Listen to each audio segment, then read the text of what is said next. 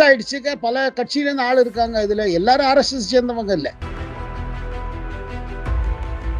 And ஆர்எஸ்எஸ்ல மத்த leaders எல்லாம் அவர் contemporaries R junior. அவர் கான்டெம்பரரிஸ்ல இப்ப இருக்க அந்த சீன் மாறுறது பாத்தீங்கன்னா காங்கிரஸ் அதிமுக ஓட்டுறதுக்கு எனக்கு இந்த கவர்மெண்ட் நம்ம பண்ணல. மாற்றங்கள் இப்ப தேவை. என்ன பாயிண்ட்ஸ் எல்லாம் முன் வைக்கணும் நாட்டுக்கு முன்னாடி, பிஜேபிக்கு முன்னாடி, நாட்டுக்கு முன்னாடி என்ன வைக்கணும்? ஆன் வாய்ஸ் வீடியோஸை லைக் பண்ணுங்க, ஷேர் பண்ணுங்க, சப்ஸ்கிரைப் பண்ணுங்க and மறந்துடாம பெல் பட்டனை பிரஸ் பண்ணுங்க. தமிழ் உறவுகளுக்கு வணக்கம். இன்று நம்மோட இணைப்பில் இருப்பவர் top political analyst from India mister Shekhar Iyer அவர்கள். சார் வணக்கம், எப்படி இருக்கீங்க? வணக்கம் டாக்டர் கணேஷ். வணக்கம். இப்ப எலெக்ஷன் முடிஞ்சிச்சு, ரிசல்ட்ஸ் வந்துருச்சு. G7க்கு பிரைம் மினிஸ்டர் போயிட்டாரு. பட் இருந்தாலும் நம்ம தமிழ்நாடு சைட்ல இந்த சைடு இந்த பக்கம் வந்தோம் அப்படின்னா 40 out of 40 இது எது சார் நீங்க எப்படி சார் பாக்குறீங்க? தமிழ்நாடு நீங்க எப்படி பாக்குறீங்க? பிகாஸ் கம்ப்ளீட்டா தேவ் ஷன்ட் பிஜேபி அப்படின்ற மாதிரி தான் இருக்கு. பட் தி சேம் டைம் 11% ஓட்டு வேற இன்க்ரீஸும் ஆயிருக்கு. எப்படி ரெண்டு டைனமிக்ஸ் எப்படி சார் பாக்குறீங்க தமிழ்நாடுல? இல்ல அதாங்க சார், இன்னும் மக்கள் மத்தியில இன்னும் டிஎம்கே கூட்டணியோட ஒரு ஹோல்டு இருக்கு பாருங்க, அது ஒன்றும் குறையல. அந்த ஹோல்டு ஏன் குறையல? ஒரு சொல்லலாம் ஸ்டாலின் பாப்புலரா இருக்காரு, டிஎம்கே பாப்புலரா இருக்காரு அப்படின்னு சொல்லலாம். ஆனா இன்னொரு விஷயம் என்ன இதுல பாத்துக்கணும்னா, எதிர்கட்சிகளை பாருங்க, இந்த கொலாப்ஸ் ஆஃப் ஏடிஎம்கே. அதிமுக கம்ப்ளீட்டா கொலாப்ஸ் ஆயிடுச்சு. ஒரு எதிர்கட்சிங்கிற இதுல பாத்தீங்கன்னா பிஜேபி ஒரு புதுசா ஆரம்பிச்சு இது பண்ணிருக்கு. அது யாரும் அண்ணாமலையா இருக்கட்டும், இல்ல தமிழிசை சவுந்தரராஜனா இருக்கட்டும். சார் 2 லட்சம் மேல தென் சென்னையில எல்லாம் ஓட்டு வாங்குறது அவ்வளவு ஈஸி இல்ல. which means it's a good இது people are looking at BJP. அத ஒரு இது அடுத்த கட்சியை தான் பாக்குறாங்க. அது கட்டாயம் இது இல்ல. ஆனா இருந்தும் கவர்மெண்ட் மெஷினரி அவங்கள்ட்ட இருக்குது. they are in power at the same time. And the DMK ஓட winning strategies, அவங்க எலெக்ஷன் மேனேஜ்மெண்ட் உங்களுக்கு தெரியும். they have good resources at command. எல்லாம் அதெல்லாம் இருக்குது. ஆனா at the same time there is a shock in this election for DMK. என்னன்னா அது அவங்களே புரிஞ்சுக்கிறாங்க. என்னதான் ஜெயிச்சு வந்தோம் அந்த இடத்துல பிரதமர் திருப்பி வந்துட்டார், மோடி திருப்பி வந்துட்டார். ஆமா. So they have to re-examine the relationship. ரெண்டாவது விஷயம், ஒரு டெவலப்மெண்ட் பாக்குறீங்க, தேர்தல் முடிவு வந்ததுல இருந்தே காங்கிரஸ் ரொம்ப அசர்ட் பண்ண ஆரம்பிச்சிட்டாங்க. அதாவது என்ன எடுத்த உடனே அந்த செல்வ பெருந்தகை என்ன சொன்னாரு, தமிழ்நாடு காங்கிரஸ் தலைவர் சொல்றாரு, இல்ல இது மாதிரியே நம்ம இருந்துட்டு இருக்க முடியாது, நம்மளும் சொந்தத்துல இது பண்ணணும், டிபெண்டன்ட் பார்ட்டின்னு ஒரு ஸ்டேட்மெண்ட். இப்ப ரெண்டாவது அடுத்த முடிவு என்னன்னா, எல்லா 234 தொகுதியிலும் நம்ம we have to conduct யாத்திரை. அதாவது இது ராகுல் காந்தி திட்டம் தான். என்னன்னா எல்லா இடத்துலயும் காங்கிரஸ் ஆக்டிவேட் ஆயிடணும், ஃபுல்லா ஆகணும். அப்படி பண்ணாதான் நம்ம ஈவன் சீட்டு பேசும்போது ஒரு பேரம் பேச முடியும். இல்லைன்னா நம்மளுக்கு கொடுக்கறத வாங்கிக்கணும். எது நம்ம முன்னே பேசியிருக்கோம். அதை தவிர்த்து பிஜேபி போல ஒரு தேசிய கட்சி தமிழ்நாட்டுல வளர முடியும்னா நம்ம தேசிய கட்சியா இருந்துட்டு எதுக்கு இப்படி கை கூப்பிட்டு நின்று இருக்கோம்? இல்ல, that's a fair question தானே சார். அதுக்கு fair question that will disturb and is disturbing DMK.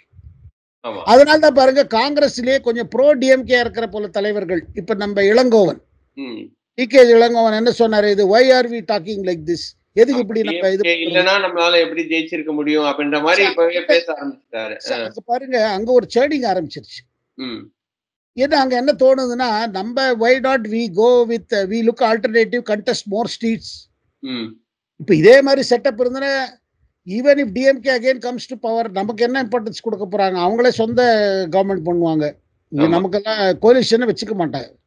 அவர் கலைஞர் டயத்திலேயே என்னன்னா கூட்டணி இருக்கும், ஆனா கூட்டாட்சி இருக்காது. ஒரு ஒரு ஒரு மினிஸ்டர் கூட கொடுக்க மாட்டாங்க. கடைசி வரைக்கும் அவங்கள ஓரமா உட்காரவே வச்சுட்டு தான் இருப்பாங்க.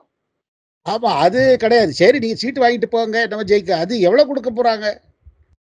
இவங்க 40 எல்லாம் கேட்டா அதெல்லாம் கொடுக்க மாட்டாங்க. நிச்சயமா கொடுக்க மாட்டாங்க சார். அந்த மாதிரி இருக்கும் பொழுது அங்க ஒரு சீன் மாறுறது சார்.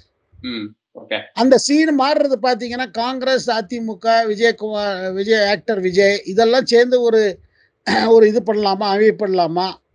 அதுல சீமானுக்கும் இந்த தரம் பாருங்க, தமிழர் கட்சிகளுக்கு அவங்களுக்கு இருக்கிற ஓட்டு வந்துட்டு இருக்கு.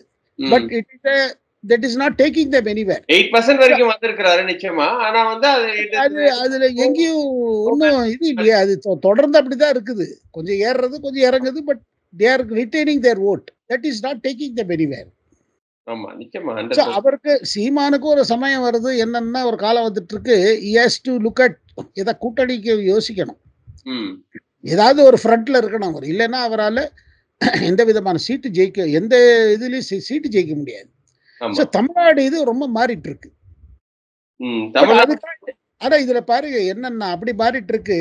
இப்போ ம், வரப்போற 2026 இப்போ 2 வருட டைம் இருக்கு சார். அந்த ஆமா. டைம்ல all the parties have an opportunity. எல்லாருக்கும் ஒரு சந்தர்ப்பம் கிடைக்க போகுது ம், கட்சியை வளர்க்கறதுக்கு. இப்போ காங்கிரஸ் அதே தான், நம்ம கட்சி வளர்க்கணும், ம், நம்ம கட்சி திருப்பி இதுக்கு ஃபுல் லைஃப் வரணும், ம். அதெல்லாம் ஆரம்பிச்சிட்டாங்க. ஆமா பிஜேபி ஆல்சோ பார்த்தீங்கன்னா இந்த ரிசல்ட்ஸ் எல்லாம் பரிசோதனை செய்த பிறகு ம், தமிழ்நாட்டில் நம்ம ஸ்ட்ராட்டஜி எப்படி இருக்கணும், ம். எந்த ஸ்ட்ராட்டஜியில் நமக்கு இதாச்சு, அடுத்தது என்ன செய்யணும். அதே மாதிரி இப்போ அதிமுகவும் யோசிக்க வேண்டிய நேரம் வந்துருச்சு. ஆமா சார். அப்போ அதிமுகவும் பிஜேபியும் இனிமேல் சேரவே முடியாது அப்படின்ற மாதிரி தான் இருக்கு இல்லையா சார்? ஏன்னா அண்ணாமலை வந்து ஸ்டர்னா சொல்லிட்டேன், நான் இருக்கிற வரைக்கும் வந்து நாங்க அதிமுகவோட கூட்டணி இல்லை அப்படின்ற மாதிரியே அவர் வந்து சொல்லிட்டாரு. பட் லாஸ்ட் மினிட் சேஞ்சஸ் ஏதாவது இருக்குன்னு பாக்குறீங்களா? இல்லாட்டா இப்படி எல்லாருமே தனித்தனியா பிரிஞ்சு போனா நிச்சயமா டிஎம்கே ஈஸியா வின் பண்ணிட்டு போயிடுமே சார். இந்த வாட்டி எப்படி 40 அவுட் ஆஃப் 40 அதே மாதிரி 200+ இப்பவுமே சொல்ல ஆரம்பிச்சிட்டாங்க. இன்ஃபேக்ட் வந்து இன்னும் 2 நாள்ல வந்து அவங்க வந்து ஒரு பெரிய ஃபங்க்ஷன் வேற ஒண்ணு முப்பெரும் விழா அப்படின்னு சொல்லி எடுக்கிறாங்க கோயம்புத்தூர்ல. அவங்க ஏற்கனவே 200+ நோ ப்ராப்ளம் 2026 நோக்கி அவங்க பயணம் செய்ய ஆரம்பிச்சுட்டாங்க. இது எப்படி சார் பாக்குறீங்க? இல்லைங்க, அவங்க இந்த இந்த மொமெண்டமத்தை முன்னாடி கொண்டு போக பார்க்குறாங்க. நம்ம ஜெயிச்சிட்டாங்கிற அந்த ஒரு மொமெண்டம் இருக்கு பார்த்தீங்களா, அது கொண்டு பார்க்குறாங்க. ஆனால் அதே நேரத்தில் திமுகவில் பல சேஞ்சஸ் வரப்போகுதுங்க. ஓகே. இப்போ அடுத்த 1-2 மாதத்தில் பார்த்தீங்கன்னா ஸ்டாலின் வந்து உதயநிதியை டெப்டி சிஎம்மாக பண்ணிடுவார். டெப்டி சீஃப் மினிஸ்டர் பண்ணிட்டு அவர்கிட்ட நிறைய பொறுப்பு ஒப்படைப்பார். கட்சியோட பொறுப்பும் சரி, அரசோட பொறுப்பு அவர் மேலே அதிகமாகும். ஓகே. அப்போ அதோட டைனமிக்ஸும் டிஎம்கேல மாறும். ஓகே. அது சில விஷயங்கள் பாசிட்டிவா போகும். இளைஞர்களுக்கு இன்னும் முன்வரத்துக்கு இது இருக்கும். அண்ட் சீனியர் லீடர்ஸ்க்கு ஒரு பேக் சீட் ஆயிடும். பட் அதோட நெகட்டிவ் சைடு என்ன இருக்குன்னா, உதயநிதி சார்ஜ் எடுத்துட்டாருன்னா கட்சியில் இருக்கிற people who owe allegiance to Stalin, அவருக்கு அவரோட இதுல இது செயல்பட்டவங்களாம் கொஞ்சம் they will take a back seat. அதோட டைனமிக்ஸும் டிஎம்கே இது பண்ணும். அது ஒரு பக்கம். இன்னொரு பக்கம் பாருங்க, அதிமுகக்குள்ள இவ்வளவு 4 பிளவா இருக்குது. இவங்க தே ஹேவ் டு திங்க் என்ன ஃபியூச்சர் என்ன செய்யணும்னு. ஐயா தே ஃபார் தெம் சரி பாராளுமன்ற தேர்தல் ஓகே, பட் நான் இப்போ சட்டசபை தேர்தலில் இதே இது சிஸ்டம் ஓடாது. இப்படி இருக்கிற மாதிரி அப்ரோச் ஓடாது. டிஎம்கே பொறுத்தப்பட்டு டிஎம்கே அதிமுக பொறுத்தப்பட்டு எடப்பாடி எடுத்த ஒரு பெரிய முடிவு அண்ணாமலை காரணமா காட்டினாரு. ஆனா என்ன கேட்டீங்கன்னா, அண்ணாமலை காரணத்தோட நம்ம வந்து பிஜேபியோட இருந்தா நமக்கு சிறுபான்மையர் ஓட்டு வரது இல்லை. அதனால்தான் ஒரு பிரிவறதுக்கு முடிவு எடுத்தாரு, ட்ரை பண்ணாரு. ஆனா சக்சஸ் கிடைக்கல. அவ்வளவு தூரம் ட்ரை பண்ணி எஸ்என்டிபி மாதிரி பார்ட்டியோட கூட இது எஸ்டிபிஐயோட கூட இது பண்ணிட்டாரு. அதெல்லாம் பாத்தீங்கன்னா இட்ஸ் ஆல் வெரி ஜெயலலிதா இருந்தாங்கன்னா இந்த மாதிரிலாம் அலையன்ஸ் பண்ண மாட்டாங்க. எஸ்டிபி மாதிரி கட்சியோட எல்லாம் கை கொடுக்க மாட்டாங்க. ஆமா, அது வந்து ஏற்கனவே வந்து lot of allegations against that party இல்லையா? அவங்க வந்து பிடி ஓட வந்து ரொம்ப ஆமா, பிஎஃப்ஐயோட இன்னொரு இது பொலிட்டிக்கல் சைடு தான் சொல்லுவாங்க, political arm. But this is also Edappadi யோசிக்க வேண்டிய நேரம் இது. தனியா போய் நம்மளால என்ன சாதிக்க முடியும்? அதாவது இது அலையன்ஸ் நீங்க வந்து பிஜேபி ஆங்கிள் இருந்து கொண்டு பாக்குறோம் நம்ம. Why not look from ADMK தனியா யாரோட சேர போறாங்க? அதை தவிர்த்து இன்னொரு விஷயம் சொல்ல வர பாருங்க. இப்ப நம்ம தேமுதிகவோட அவங்க பிரேமலதா 2-3 நாளா என்ன சொல்றாங்க, கூட்டணியில இருந்தோம், எங்களை ஒரு சீட்டு கூட ஜெயிக்கிறதுக்கு ஹெல்ப் பண்ணல திமுக. அவங்க மகனே தோக்க முடியாது பண்ணிருக்காங்க. ஒரு சீட்டு கூட எங்களுக்கு விட்டு கொடுக்கலையே திமுக. அதாவது அந்த கூட்டணி மேல ஒரு கசப்பு வந்துருச்சு. தேமுதிக பாருங்க லாஸ்ட்ல இங்க போலாமா அங்க போலாமாலாம் யோசிச்சு கடைசியில டிஎம்கேயோட இருந்துட்டாங்க. And that decision has backfired on them. அடுத்த ஒண்ணு நிச்சயங்க, அந்த கூட்டணியில அவங்க தொடர மாட்டாங்க.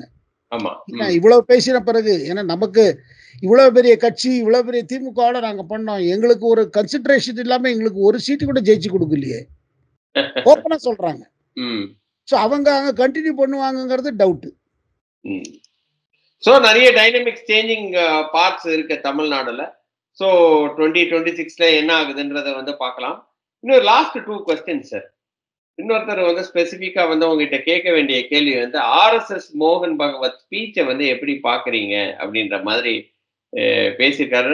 மோடி கவர்மெண்ட்டை பாசிட்டிவாகவும் பேசியிருக்கிறாரு, அமித்ஷாவை கொஞ்சம் நெகட்டிவா பேசின மாதிரியும் பேசியிருக்கிறாரு, மணிப்பூர் பத்தியும் பேசியிருக்கிறாரு. நீங்க எப்படி பாக்குறீங்க?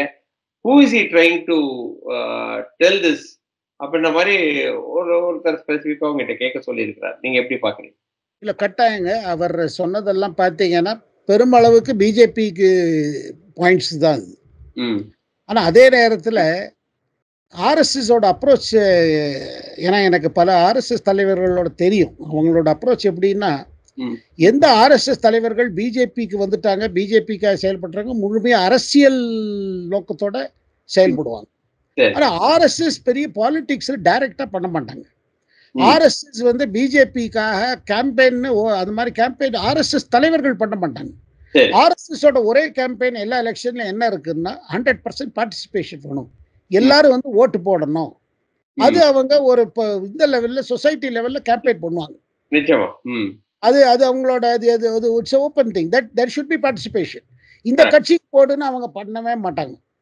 அல்ல அந்த கட்சி ஒரு பிஜேபிக்காக பில் நோட்டீஸ் கூட அதெல்லாம் கிடையாது, அது கூட எல்லாம் பண்ண மாட்டாங்க. அது ஒரு பக்கம். ரெண்டாவது பக்கம் பாருங்க, முழுமையா சுதந்திரத்தோட பிஜேபி செயல்பட்டு இருக்கு. ஏன்னா கட்சி பெருசாயிடுச்சுங்க, பல கட்சியில இருந்து ஆள் இருக்காங்க, இதுல எல்லாரும் ஆர்எஸ்எஸ் சேர்ந்தவங்க இல்ல. ஆனா ஆர்கனைசேஷன் லெவல்ல பாத்தீங்கன்னா இங்க ஆர்எஸ்எஸ் போனவங்க தான் அங்க ஆர்கனைசிங் செக்ரட்டரியா இருப்பாங்க முக்காவாசி மாநிலத்துல. அது ஒரு பக்கம். இன்னொரு பக்கம் பாத்தீங்கன்னா பிரதமர் அதாவது எவ்ரி வருடம், அதாவது எல்லா வருஷத்துக்கு ஒரு தடவை அவர் வந்து நாக்பூர்ல விஜயதசமி இன்னைக்கு அவர் ஒரு பேசுவார். விஜயதசமியோட அட்ரஸ்ன்னு ஒண்ணு உண்டுங்க. அதான் அவங்க ஆயுத பூஜை எல்லாம் பண்ண பிறகு அன்னைக்கு he addresses the RSS all karyakartas எல்லாம் அட்ரஸ் பண்ணுவார் நாக்பூர்ல. ஆர்எஸ்எஸ் ஓட சீஃப், அதாவது சர்சர் சாலக் தலைவர், அந்த இடத்துல நிறைய பாயிண்ட்ஸ் வைப்பாங்க. அது கவர்மெண்ட் எப்போதும் போன நீங்க ஸ்பீச் எல்லாம் பாத்தீங்கன்னா அதுல கொஞ்சம் கிரிட்டிக்கலா வரும். அதாவது கிராமப்புறத்தை நெக்லெக்ட் பண்ண முடியாது, ரூரல் எக்கானமி நெக்லெக்ட் பண்ண முடியாது, கிராமப்புறத்துல கஷ்டங்கள் இருக்குது. அதுல நீங்க சொல்ற மாதிரி கவர்மெண்ட் 2 தட்டியும் கொடுப்பாரு, 2 ஆலோசனையும் பண்ணுவாரு. ஆர்எஸ்எஸ் சர்சாலக் பேசும்போது அது மோகன் பாகவத்தோட ஒரிஜினல் ஸ்பீச் கிடையாது. ஆர்எஸ்எஸ் சிஸ்டம்ல பாத்தீங்கன்னா கிரவுண்ட் லெவல்ல இருந்து இந்த தரம் விஜயதசமியில என்ன பாயிண்ட்ஸ் எல்லாம் முன் வைக்கணும், நாட்டுக்கு முன்னாடி, பிஜேபிக்கு முன்னாடி, நாட்டுக்கு முன்னாடி என்ன வைக்கணும். ஏன்னா அவங்க எப்போதுமே கன்சிடரேஷன் என்னன்னா ராஷ்ட், இந்த நாடோட இது எப்படி இருக்கணும். அதுல சில பாயிண்ட் என்ன சொல்லியிருக்காரு, இந்த மாதிரி கேம்பெயின் பண்ணிருக்கு தேவையா, இவ்வளவு கசப்பு தேவையா, அதுதான் சார் ரொம்ப. அதுல வந்து அவர் வெறும் பிஜேபி ஒட்டி சொல்றாருன்னு நினைக்க கூடாது, காங்கிரஸையும் தான் சொல்றாரு. அதாவது எதிர்கட்சிகள் ஆளுங்கட்சிகள் இது இருக்குதுங்க, 2 எதிர்கட்சியில நம்ம இட்ஸ் நாட் எனிமி கட்சி. 2 பேரோட உத்தேசம் என்னன்னா நாடு வளரணும். அவங்க 2 பேரோட கோல் என்ன, நாடு வளரணும், மக்களோட பிரச்சனைகள் தீரணும் தானே 2 பேரும் அரசியல் பண்றாங்க. அதுல தேர்தல் போட்டியிடுறாங்க. அப்படி போட்டியிடும்போது நான் எதுக்கு இது சொல்றேன்னா, இப்ப நான் சொல்வது பார்ட் வந்து நான் செக்ஸியா இருக்கும், இதுல என்ன இருக்கு அப்படின்னு. ஆனா ஆர்எஸ்எஸோட செயல்முறை இருக்கு பாருங்க, அதுதான் 2 பாயிண்ட் அவுட் பண்றாங்க. ஆனா பல பாயிண்ட்ஸ் இங்கே இருக்குது. ஹம்பிளா இருக்கணும், ஈகோயிஸ்டிக்கா இருக்க கூடாது. அதனால்தான் நமக்கு இந்த மாதிரி ஒரு இது வருது, டேஞ்சர் வருது. அப்புறம் நீங்க வந்து மணிப்பூர் பத்தி வேற கான்டெக்ஸ்ட்ல பார்க்கணும். மணிப்பூரை பிரதமர் மோடி கவனிக்கலன்னு குற்றச்சாட்டு, எதிர்கட்சி குற்றச்சாட்டு, அது சொல்லல. அவரு அங்க இருக்கிற சம்பவங்கள் இருக்கு பாருங்க, அதுக்கு பின்னாடி இருக்கிறது பாத்தீங்கன்னா பல விஷயங்கள் இருக்குது. என்ன, அந்த இடத்துல ட்ரக் ட்ரேடு, அங்க ட்ரக் ட்ரேடு இன்டர்நேஷனல் ராமிஃபிகேஷனோட இன்டர்நேஷனல் இது மூலமா அங்க ஒரு போதைப்பொருள் சென்டர். மணிப்பூரோட யூத்ஸ் எல்லாம் ஹெவிலி அஃபெக்டட். நமக்கு தமிழ்நாடை பத்தி பேசும்போது இந்த போதைப்பொருள் விஷயம் இன்னும் மணிப்பூர் ஆயிடக்கூடாதுன்னு தான், மணிப்பூரா பஞ்சாப் ஆயிடக்கூடாதுன்னு தான். அண்ட் மணிப்பூர்ல அது ஒரு பாயிண்ட்டுங்க. 2வது அங்க நிறைய மதமாற்றம் ஏற்பட்டிருக்கு. மதமாற்றம் ஏற்பட்டதுன்னா அது எப்போதும் ஆர்எஸ்எஸ்க்கு ஒரு பெரிய விஷயங்க. அந்த மத மாற்றத்தினால அந்த இடத்துல என்ன பாருங்க, அங்க இம்பால் வேலி இருக்கிறவங்களுக்கும் மெய்தீஸுக்கும் கூக்கீஸுக்கும் எப்போதும் பிரச்சனை வந்திருக்கு. Some foreign forces are active in Manipur. Plus மயன்மார்ல தொடர்ந்து கிளர்ச்சி நடக்குது. மயன்மார்ல பல பேர் இங்க வந்துடுறாங்க. அங்க அடிப்படையா சில விஷயங்கள்லாம் நடந்துட்டு இருக்கு. அது வந்து டேஞ்சர். அதனால்தான் அந்த இடத்துல அது அந்த ஒரு அமைதி வராம தடுத்துட்டு இருக்கு. அந்த இது கான்டெக்ட்ல அவர் மணிப்பூர் சொல்றாரு. சரி, ஓகே. இது உங்களுக்கு நம்ம ஆர்எஸ்எஸ் தலைவர்கள் தொடர்ந்து அவளோட தொடர்பு கொண்டு அவங்க என்ன இதுங்கிறத எடுத்து நான் சொல்றேன் உங்களுக்கு முதல் முறையாக. நிச்சயமாக. Last and final question sir. Has he become our prime minister, has he become party above leader, party above RSS அப்படின்ற மாதிரி கேட்டிருக்காங்க. as he become an untouchable அப்படின்ற மாதிரி. அன்டச்சபிள்னா என்ன சொல்ல வரேன் அப்படின்னா வந்து leader above RSS, leader above party அப்படின்ற மாதிரி போயிட்டாரா அப்படின்ற மாதிரி ஒருத்தர் கேட்டிருக்கிறாரு. நீங்க எப்படி பாக்குறீங்க? பாருங்க, பிரதமர் மோடி RSSல இருந்து வந்தவர் தான். சரி, அவர் ஒரு ஸ்வயம் சேவக் தான்.